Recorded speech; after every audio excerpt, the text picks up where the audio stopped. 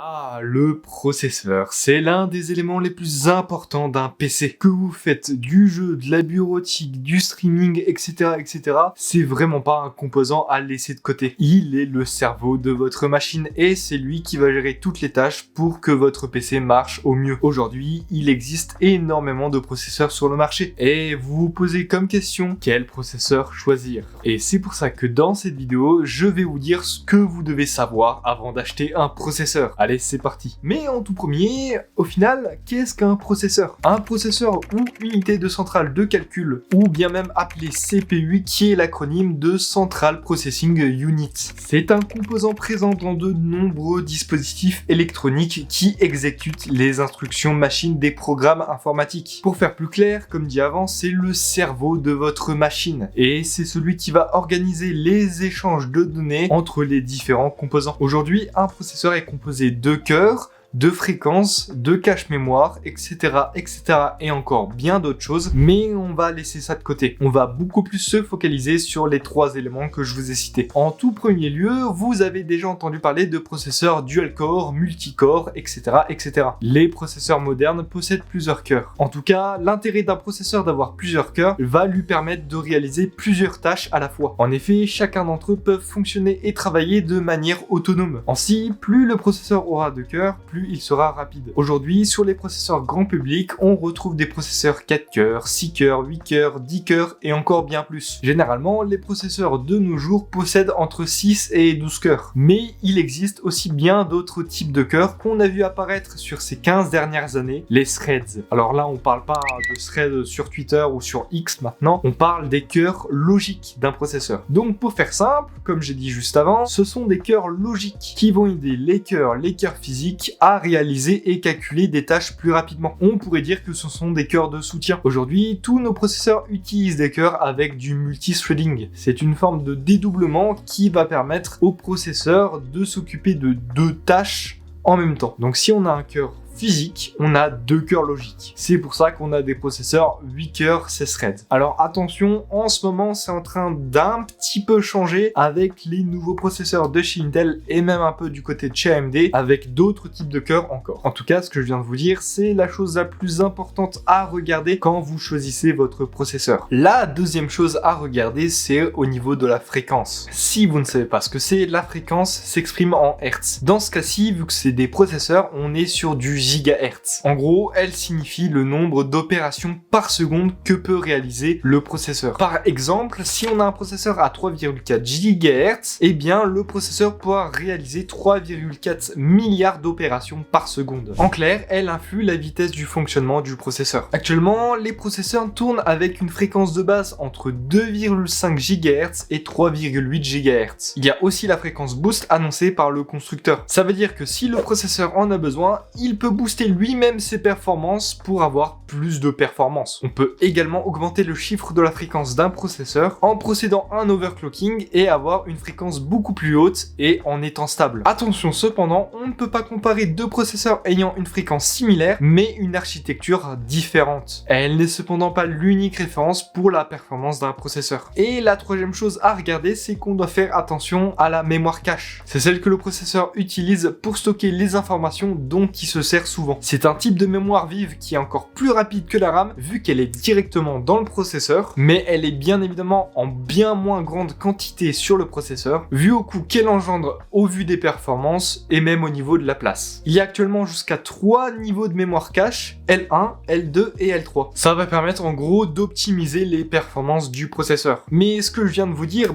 c'est pas forcément une information qu'on doit obligatoirement prendre si on doit choisir un processeur. Il existe aussi du cache, on va dire 3D, que les processeurs AMD utilisent. Mais pour cela, on verra ça après. Mais pour la mémoire cache, c'est pas vraiment un critère à privilégier. En tout cas, c'est souvent une information qu'on va laisser de côté. Parce que souvent, on sait pas vraiment ce que ça veut dire. C'est super tout ça, on a vu comment marche un processeur. Mais au final, ça sert à quoi réellement? Eh bien, comme dit juste au début, c'est celui qui va vous aider à faire toutes vos tâches. Que vous soyez sur votre bureau, que vous soyez sur un document Word, Excel, un navigateur, regarder des vidéos YouTube, Twitch, que jouer, streamer, etc., ou même des tâches beaucoup plus lourdes, il va être tout le temps sollicité. plus ou moins en fonction de la lourdeur de la tâche. Aujourd'hui, il existe deux grandes marques sur le marché du processeur, Intel et AMD. Il existe différents types de gammes dans ces deux marques. La gamme grand public des deux marques sont Core pour Intel et Ryzen pour AMD. Il existe bien évidemment d'autres gammes comme les EPYC ou les Xeon, mais qui eux sont destinés à des usages plus professionnels ou des gros traitements de données. Revenons-en donc à notre gamme grand public. Il existe 4 grands types de modèles entre ces deux marques. Donc i3, i5, i7 et i9 pour Intel et Ryzen 3, Ryzen 5, Ryzen 7 et Ryzen 9 pour AMD. Bien évidemment, plus on monte dans les chiffres, plus le processeur sera meilleur. Disclaimer, Intel risque de changer leur nom de leur processeur grand public. Ils auront comme nom les Core Ultra 3, 5, 7, 9, etc. De quoi bien perdre les gens de nouveau. Mais ça, c'est pas encore sûr, donc prenez avec des pincettes. Après avoir vu les modèles, il y a la génération de processeurs qui suit. Actuellement, chez Intel, on est sur la 13e génération, donc les processeurs 13000. On va bientôt passer la 14e génération chez Intel. Et du côté de chez AMD, on est sur les Ryzen 7000. Et chaque i3, Ryzen 5, i7, etc. ont des modèles plus ou moins bons. Nous avons par exemple en i5 le 13400, le 13600K et pour AMD le Ryzen 7 7700X et le AMD Ryzen 7 7800X. On a également le 7800X 3D. Mais pour que ça soit plus simple pour vous, plus le chiffre est haut, plus le processeur sera mieux. Mais vous avez peut-être fait attention aux lettres qui suivent après les processeurs, c'est-à-dire i5 13600K ou Ryzen 7 7700X ou bien même i5 13400F. Toutes ces lettres-là, ça veut dire que les processeurs ont des fonctionnalités ou des avantages que certains d'autres n'auront pas. Alors, du côté de chez Intel, il y a deux choses à voir. Il y a les processeurs non K, les processeurs avec des lettres F à la fin, des processeurs avec des lettres K et des processeurs avec des lettres KF. Les processeurs qui n'ont aucune lettre derrière leur nom, ça veut dire que ces processeurs ne sont pas overclockable par Intel, mais possèdent une partie graphique dans leur processeur. C'est-à-dire que si vous n'avez pas de carte graphique, vous pouvez les utiliser pour faire un affichage vidéo. Si un processeur a la lettre F, ça veut dire que le processeur ne possède pas de partie graphique dans leur processeur. Donc, il va falloir obligatoirement acheter une carte graphique pour pouvoir avoir un affichage vidéo. Avec la lettre K, ça veut dire que les processeurs sont overclockables. On peut donc monter leur fréquence pour qu'ils soient meilleurs. Ils ont même également des fréquences beaucoup plus hautes que les versions non K. Et si un processeur est un processeur KF, bah ça veut dire que le processeur est overclockable mais n'a pas de partie graphique. Bref, je pense que vous avez à peu près compris. Du côté de chez AMD, c'est beaucoup plus simple. Si le processeur n'a pas de X derrière, ça veut dire qu'il a des fréquences un peu plus basses, mais attention, chez AMD, il est overclockable. Et si le processeur a un X derrière, bah, ça veut dire qu'il a de meilleures fréquences de base, donc il sera plus performant. Il y a également des processeurs X3D, ça veut dire qu'ils ont un cache mémoire 3D. C'est une sorte de technologie qui va permettre dans les jeux d'avoir beaucoup plus de performance. On va dire que ce sont des processeurs destinés pour le gaming. Je pense notamment au Ryzen 7 5800X 3D ou le Ryzen 7 7800X 3D, qui sont d'excellents processeurs pour le gaming. Bref, avec tout ça, vous devez savoir ce que c'est à peu près un processeur. Je vous ai également parlé de gamme et de modèles, mais on va beaucoup plus s'attarder dessus maintenant. En effet, pour les Intel Core i3, i5, Ryzen 3, Ryzen 7, i9, etc., ces derniers sont plus ou moins bien pour certaines tâches. Plus vous montez en modèle, plus votre processeur sera meilleur pour des grosses tâches. Donc vous devez prendre un processeur en fonction de votre utilisation sur votre PC. Du côté des marques, c'est assez simple. Si vous prenez un i3 ou un Ryzen 3, ce sont souvent des processeurs mis dans des PC entrée de gamme, car ce sont les moins chers et les plus abordables. C'est plus pour faire un PC ayant pour but de faire juste de la bureautique ou de la simple navigation. C'est souvent mis dans les PC entrée de gamme car ce sont les moins chers et les plus abordables. Les derniers i3 et Ryzen 3 peuvent faire sans souci du gaming. C'est bien évidemment votre carte graphique qui va le plus travailler pour du jeu. Par la suite, on a les i5 et les Ryzen 5. Ce sont des processeurs plus faits pour du multitâche, que ça soit de la bureautique, des tâches un peu plus lourdes comme du streaming ou même du gaming, car souvent souvent ce sont des processeurs ayant plus de cœurs, plus de threads, etc. etc. C'est souvent les processeurs les plus prisés car ils possèdent le meilleur rapport performance-prix et c'est ce que je vous recommanderais pour la plupart des configs. Si vous avez un budget entre 800 et 1500 € pour une config, je ne verrai pas pourquoi vous irez prendre un autre processeur que celui-là, à part si vous faites quelque chose de très particulier. Et même dans ces gammes de prix, on retrouve par exemple un i5 13600K ou un Ryzen 5 7600X qui sont de véritables bêtes de course et qui égalent presque certains i7 voire même certains i9 ou Ryzen 7, Ryzen 9. Juste après eux, on a les modèles beaucoup plus hauts, les Intel Core i7 et les AMD Ryzen 7. Ceux-là sont beaucoup plus faits pour des personnes qui ont besoin de beaucoup de puissance de calcul, comme par exemple de l'encodage de stream, du gros montage vidéo, ou même des tâches professionnelles type logiciel de conception 3D. Néanmoins, ce sont des processeurs haut de gamme, donc ils coûtent vite cher. Vous pouvez les prendre pour faire du gaming, mais la différence entre les gros i5 Ryzen 5, bah vous verrez pas beaucoup la différence. Donc si vous n'en voyez pas vraiment l'utilité, n'allez pas les prendre. Et pour finir, nous avons les i9 et les Ryzen 9, les plus gros processeurs proposés au grand public. Ils sont là pour faire la transition entre le grand public et le monde professionnel, car certains sont tellement puissants qu'ils suffiront largement dans le monde professionnel. Ces processeurs-là sont vraiment faits pour de l'encodage ou du gros traitement de données. Je vous les conseillerais pas forcément pour prendre du gaming, à part si vous êtes illimité budget et que vous voulez vraiment le meilleur du meilleur. Avec ce que je viens de dire, vous pourrez facilement choisir votre processeur en fonction de votre budget et de votre besoin. Mais il y a également deux choses à voir très importantes quand on choisit son processeur, c'est de voir pour la carte mère et pour le refroidissement. Forcément, pour la carte mère, bah faut qu'elle soit compatible avec le processeur. On ne peut pas mettre n'importe quelle carte mère avec n'importe quel processeur. Je vais pas trop m'attarder sur les anciennes générations qui sont sorties précédemment parce que c'est pas vraiment d'actualité. Et en plus de ça, ça me prendrait encore plus de temps pour tout vous expliquer. On va s'attarder sur les générations qui sont sorties actuellement en 2023. Je vous mettrai un petit tableau pour les anciennes générations pour ceux qui veulent voir. Bref, déjà, la chose à savoir si on veut voir si notre processeur est compatible avec notre carte mère, c'est en fonction du socket du processeur et de la carte mère. En gros, pour faire court, le socket c'est la plateforme qui accueille le processeur. Pour faire simple, si vous voulez savoir si votre processeur est compatible avec votre carte mère, en un coup d'œil, vous regardez le socket. Si c'est le même chiffre, alors c'est que c'est bon. Attention par contre, si même c'est le même socket, la carte mère n'est pas forcément nativement compatible avec le processeur. Du côté de chez Intel, c'est très simple, on est actuellement sur la 12e et 13e génération. Il y a également la 14e génération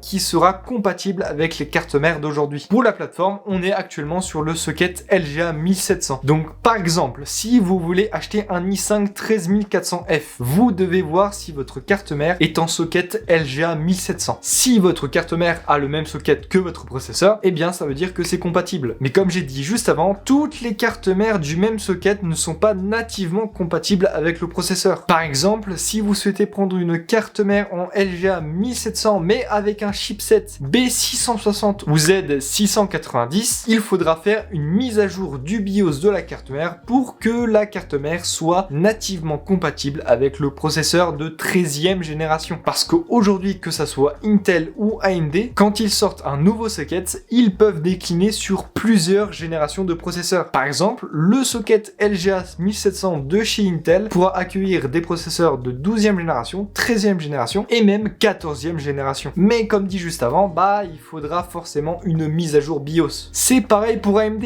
les Ryzen 5000. Si vous prenez des cartes mères en AM4, elles sont compatibles, mais attention, pas toutes. Par exemple, les B450 requierront une mise à jour BIOS pour que ça soit compatible avec les Ryzen 5000. Et toujours chez AMD, là actuellement, nous sommes sur les Ryzen 7000 qui sont sur le socket AM5. Peut-être que je vous ai un peu perdu avec tout ça, mais ne vous inquiétez pas, la seule chose que vous devez retenir, c'est prenez le même socket pour le processeur et pour la carte mère. N'hésitez pas également, si vous voulez une vidéo sur les cartes mères, faites-le moi savoir en commentaire. Après avoir parlé des cartes mères, on va parler du refroidissement. C'est également un élément très important à choisir quand on choisit notre processeur. Mais bien évidemment, ça va dépendre du processeur que vous allez choisir. Plus vous prenez un gros processeur, plus il vous sera demandé de prendre un gros refroidissement. En effet, que ce soit les i7, Ryzen 7, i9, Ryzen 9, sont connus comme étant très puissant, mais bien évidemment, plus les composants sont puissants, plus ils chauffent. Et donc, il va falloir les refroidir correctement. Pour cela, si vous prenez un i3, un Ryzen 3, un i5 ou un Ryzen 5, je vous conseillerais d'aller se diriger vers des refroidissements entre 20 et 50 euros. Il n'y a pas besoin de mettre plus. Souvent des ventirades. N'allez également pas prendre des water cooling IO pour ce genre de processeur. Ces processeurs sont assez puissants, mais ils ne chauffent pas tant que ça. Prenez des refroidissements, des petits ventirades adéquats. Les seuls qui auront peut-être besoin d'un refroidissement plus gros comme un water cooling ou un gros ventirade seraient peut-être les derniers gros i5 ou les Ryzen 5. Pour ce qui est de la gamme au-dessus, il est préférable d'aller voir pour un water cooling IO ou même un water cooling custom. Au grand minimum, un water cooling 240 mm, 280, 360 mm, etc., etc. Il existe également des gros ventirades double tour qui peuvent éventuellement refroidir correctement un i7 ou un Ryzen 7. Mais dès que vous arrivez vers un i9 ou un Ryzen 9 qui consomme et que vous allez faire pousser, je vous conseillerais un bon gros water cooling, voire même un water cooling custom. Avec tout ce que je viens de vous dire, vous pouvez dès à présent choisir votre processeur. Mais on va passer à une partie qui me plaît plutôt bien. Je vais donc vous proposer une recommandation du moment. Allez, c'est parti. Et on se retrouve directement dans les recommandations du moment que je peux vous faire. Là, je vais vous proposer les processeurs qui me semblent le plus intéressants dans à peu près chaque tranche de prix. Et on va commencer directement avec le premier processeur, le processeur Intel Core i3 12100. Comme on peut voir, c'est un processeur 4 cœurs 8 threads qui peut monter jusqu'à 4,3 GHz en boost, en fréquence boost. Donc c'est vraiment un petit processeur. Si vous voulez vous monter un PC pas très cher, hein, on le retrouve aux alentours d'une centaine d'euros pour ce processeur. Je trouve que c'est vraiment un plutôt bon deal et vous pouvez aussi également l'utiliser pour jouer. Hein. Je trouve que c'est un très bon processeur pour commencer le gaming, même si bon, tout ce qui est i3, Ryzen 3, c'est pas vraiment fait pour. Mais les derniers i3 sont vraiment très sympathiques. On peut même le coupler avec de la DDR5, donc c'est plutôt sympa. Au niveau de l'équivalence de chez AMD, j'ai pris deux processeurs, le AMD Ryzen 5 5500 et le AMD Ryzen 5 5600. Alors le 5500, il est plutôt sympa, hein. On est plus sur du 6 cœurs 12 threads, donc on a beaucoup plus de cœurs. Donc on sera beaucoup plus performant, mais on n'aura pas l'avantage d'avoir le PCIe 4.0 pris en charge par ce processeur. C'est un petit peu dommage. Il reste néanmoins très bien pour une config entrée de gamme. Il est aux environs d'à peu près d'une centaine d'euros, donc c'est vraiment plutôt cool. Et pour le Ryzen 5 5600, c'est vraiment une petite bête. Je l'aime beaucoup parce que il est également en 6 cœurs 12 threads, mais il est beaucoup plus intéressant que le 5500. Il a de meilleures fréquences, de meilleures performances. Bref, si vous voulez un processeur plutôt polyvalent et dans une entrée de gamme, je vous conseille plutôt celui-là. Il est aux alentours des 130 euros actuellement. Il y a également son homologue, le Ryzen 5 5600X, qui est aussi très bien, qui a juste de meilleures fréquences. Mais bon, c'est quasi la même chose. On va passer directement à une gamme au-dessus, la gamme milieu de gamme, où les processeurs sont beaucoup plus polyvalents et pour le coup, je vous conseillerais plutôt cela si vous avez une config entre 800 et 1500 euros. On va commencer directement par AMD pour le coup, le magnifique AMD Ryzen 7 5700X, c'est un excellent processeur multitâche. On est sur du 8 cœurs 16 threads, c'est vraiment une petite dinguerie, hein. En termes de consommation, en termes de chauffe et en termes de performance, il est vraiment très bon. Comme j'ai dit, si vous avez une config entre 800, 900 et 1500, je verrai pas pourquoi vous irez chercher un autre processeur que celui-ci. C'est vraiment une petite dinguerie et je peux que vous le conseiller en fait. Si vous voulez rester chez Intel, je vous conseillerais donc deux processeurs, soit le Intel Core i5 12400F qui est plutôt sympa mais qui est un peu moins bon en termes d'encodage, de multitâche, etc. On n'est que sur du 6 cœurs 12 threads, hein. Donc c'est plutôt sympa, mais bon. On le retrouve également à peu près à 170 euros. Je trouve que ce processeur commence à être un petit peu limité parce que il se rapproche énormément du Ryzen 5 5600X et pas assez du 7700X.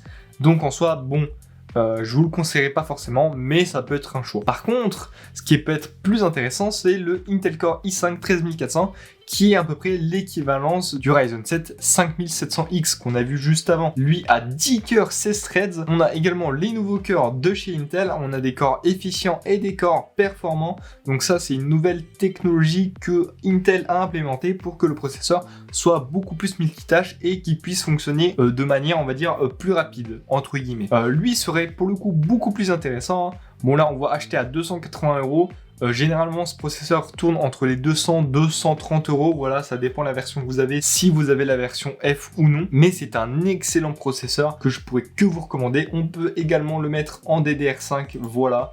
Donc c'est très très bien. Bien évidemment, à condition que vous avez une carte mère qui accepte le DDR5. On peut pas mettre de la DDR4 sur une carte mère en DDR5 et vice versa. Là, on va passer directement à une gamme beaucoup plus au-dessus. Hein. On est quasi sur du haut de gamme et c'est vraiment les processeurs que je recommande le plus entre des budgets de 1500 jusqu'à 2000 € parce que ce sont d'excellents processeurs. Que ça soit pour du streaming, pour du jeu, pour de l'encodage vidéo, etc., etc. Là, on est sur le Intel Core i5 13600K. On a également le 13600KF, donc sans partie graphique, qui coûtera un peu moins cher. Là, on est sur du 14 cœurs 20 threads, c'est énorme. On a 6 cœurs performants, 8 cœurs efficients. On a une fréquence boost jusqu'à 5,3 GHz, qui est énorme.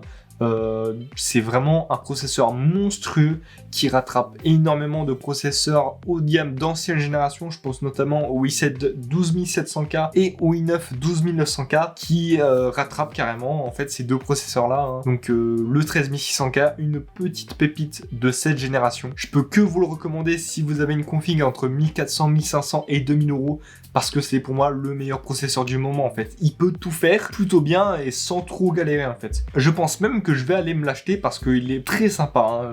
Je pense partir sur ce processeur ou peut-être sur la 14e génération si elle est intéressante. Et son homologue de chez AMD, on aura du coup le AMD Ryzen 7 5800X 3D qui lui, comme je vous avais dit, a un cache 3D V-Cache et en gros qui permettent dans les jeux d'avoir beaucoup plus de performance. Donc c'est plutôt sympathique. Au niveau des spécifications, hein, on est sur 8 cœurs 16 threads, donc c'est un peu moins. Mais en fait, avec le cache 3D, ce qui fait que en fait le processeur est vraiment excellent dans les jeux. Donc également, si vous cherchez un processeur AMD pour environ 300 €, 250 €, 300 €, on espère qu'il baissera à 250, c'est vraiment un excellent processeur. Par contre, faut voir pour un bon refroidissement. Voilà. On pourrait également parler du Ryzen 7 7700X qui peut être une solution plutôt viable, mais c'est pas un processeur que j'apprécie. Et là, on passe directement dans le haut de gamme. Du côté de chez Intel, je vous conseille le i7 13700K,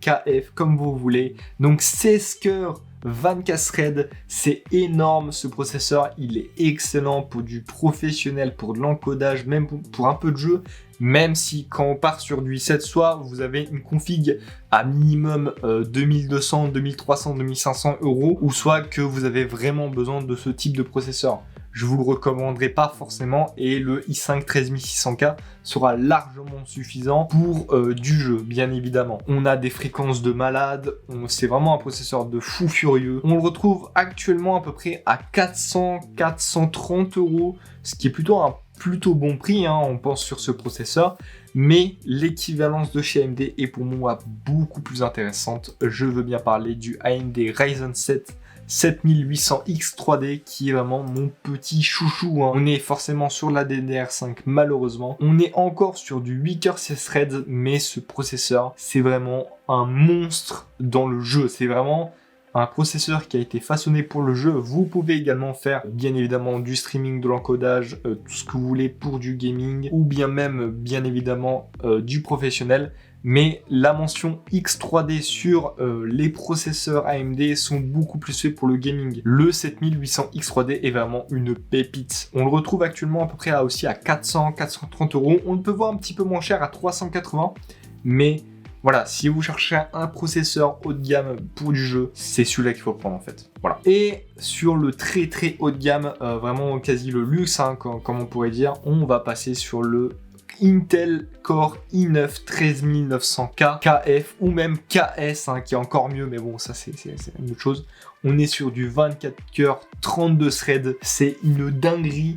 On a des fréquences de fou. C'est un processeur par contre qui chauffe quand même beaucoup, donc je vous recommanderais au minimum un water cooling de 280 mm. On aura aussi également du côté de chez AMD le AMD Ryzen 9 7950X3D qui est vraiment aussi une énorme bête, 16 cœurs, 32 threads. On a des performances de fou. Voilà, c'est vraiment aussi une très grosse pépite. Comme on le dit, recommandé de couleur liquide couleur, donc un refroidissement liquide est optimal pour ce processeur parce que voilà, ce processeur en a besoin. Ce sont des processeurs qui chauffent beaucoup parce qu'ils sont tellement puissants. Il faut des trucs qu'il faut quoi. Enfin, il faut ce qu'il faut. On va dire ça plutôt comme ça. Ces deux processeurs là, ce sont des monstres. N'allez pas forcément aller les chercher si vous avez un budget, même si vous avez un gros budget, n'allez pas forcément les chercher à part si vous avez déjà tout mis au max dans les autres composants, genre la carte graphique, la RAM, tout ça. Là, vous pouvez partir si vous avez vraiment un budget illimité. Bien évidemment, par contre, si vous faites si vous travaillez, si vous devez encoder, faire de la 3D, tout ça, ça c'est nickel. Pour de la 3D, tout ça, ça c'est incroyable. Bref, au niveau des prix aussi, on serait à peu près sur du 500-600 €. Donc c'est pas vraiment donné comme processeur, mais là vous avez le must de ce que vous pouvez prendre dans le grand public. Et on passe tout de suite à la suite. Ah, la vidéo est enfin terminée. J'espère que je vous aurai pas trop perdu avec toutes les informations que je vous ai balancées. Et encore, j'ai été plutôt soft. Avec cette vidéo, vous pourrez donc choisir votre processeur sans trop de soucis. J'espère que cette vidéo vous aura plu. N'hésitez pas à lâcher un commentaire, un petit pouce bleu, un petit pouce rouge si vous n'avez pas aimé, un abonnement, ça fait toujours plaisir, ou même un petit partage de la vidéo pour vos potes qui veulent possiblement savoir comment choisir un processeur. N'hésitez pas également si vous avez une question ou même une recommandation à me les poser bien évidemment dans les commentaires. Et je vous souhaite à tous et à toutes une bonne continuation.